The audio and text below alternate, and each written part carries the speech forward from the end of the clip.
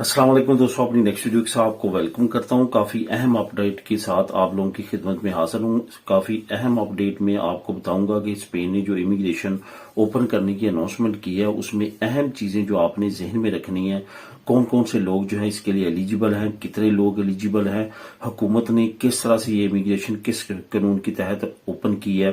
کب سے اوپن ہونے جا رہی ہے، اس میں کون سی چیزیں ہیں جس کا خیال رکھا جائے گا جو آپ کے لیے لازم ہے ورنہ آپ کو امیگریشن نہیں مل سکے گی، کتنے مہینے کے لیے اوپن ہو رہی ہے، وزیر اعظم کا اس کے بارے میں کیا کہنا ہے، اسپین کے کون سے ایریاز کے لوگ اس کے لیے ایلیجیبل ہیں، ٹوٹل اس وقت تعداد کتنی ہے جن کو لیگل کیا جائے گا، یہ ساری چیزیں آپ کو اس ویڈیو میں آپ کو ون بائی ون بتاؤں گا۔ سب سے پہلے تو آپ کو بتاتا چلوں کہ یہ ایک حکومتی فرمان کے ذریعے یہ امیگریشن اوپن ہونے جا رہی ہے۔ جیسے میں نے آپ کو اسی چینل پہ مختلف ویڈیوز میں بتاتا رہا ہوں کہ جو یہ حکومت ہے اس کے پاس اتنی نمبرنگ پارلیمنٹ میں نہیں ہے کہ وہ ڈائریکٹلی کوئی بھی اس طرح کا قانون لا سکے،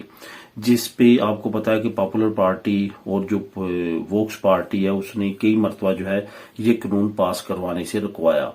یہی وجہ تھی کہ اب یہ حکومتی ڈائریکٹ فرمان جو ہے وہ جاری کیا گیا ہے۔ یہاں پہ آپ کو یہ بتاتا چلوں کہ یہ 1 اپریل 2026 سے یہ جو امیگریشن ہے اس کی اوپن کرنے کی بات کی جا رہی ہے۔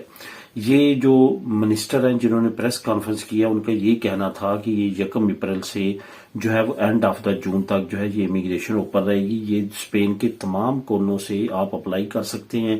یہ کوئی خاص ایک ایریا نہیں ہوگا کہ یہاں سے آپ اپلائی کر سکتے ہیں۔ یہاں پہ تعداد جو بتائی گئی ہے وہ 5 لاکھ بتائی گئی ہے، حالانکہ جو ٹوٹل تعداد جنوری 2025 میں انلیگل امیگرینٹس کی اسپین میں بتائی گئی تھی وہ 8,40,000 تھی، لیکن حکومت نے یہ کہا ہے کہ یہ تعداد زیادہ یا کم ہو سکتی ہے۔ مطلب یہ کہ یہ 5 لاکھ سے تعداد بڑھ سکتی ہے، جتنے یہاں پہ لوگ ہیں ہو سکتا ہے کہ تمام کے تمام لوگوں کو یہ امیگریشن ملے۔ اب یہاں پہ جو سب سے زیادہ اہم چیز ہے آپ لوگوں کے لیے وہ یہ ہے کہ آپ کی 31 دسمبر 2025 تک جو آپ کی پدرونامنتو ہے، اسپین کی کسی بھی حصے میں آپ کی پدرونامنتو ہوئی ہو، کسی بھی ٹاؤن ہال کسی بھی ایجنٹامنتو میں ہوئی ہو، تو وہ 5 مہینے کم سے کم ہونی چاہیے، اور ساتھ ساتھ آپ کا کریکٹر سرٹیفکیٹ جو ہے وہ کلیئر ہونا چاہیے۔ اس پہ کافی زیادہ زور دیا گیا۔ آپ کو پتا ہے کہ اسپین کی اپوزیشن جماعتیں بھی حکومت پہ الزام لگاتی ہیں کہ یہاں پہ بہت زیادہ جو ہے کریمنل امیگرینٹس آ رہے ہیں اور ان کو حکومت لیگل کر رہی ہے۔ اس وجہ سے ان چیزوں پہ بہت زیادہ فوکس کیا جائے گا، جو کہ انٹیریئر کریکٹر سرٹیفکیٹ اور آپ کا جو کنٹری کا ہے، ہوم کنٹری کا وہ کریکٹر سرٹیفکیٹ کافی جو ہے اس پہ زور ڈالا گیا، اس کو بہت زیادہ سختی سے چیک کیا جائے گا اور اسی بیس پہ آپ کو امیگریشن ملے گی۔ وزیر اعظم کا کہنا تھا، جو کہ اپوزیشن نے ابھی ان کی بھی پریس کانفرنس آ رہی ہیں اور انہوں نے بھی کافی زیادہ کریٹیسائز کیا اس فیصلے کو، کیونکہ یہ حکومتی فرمان ہے، یہ پارلیمنٹ سے قانون پاس نہیں کروایا گیا۔ تو وزیر اعظم کا کہنا ہے اس کے جواب میں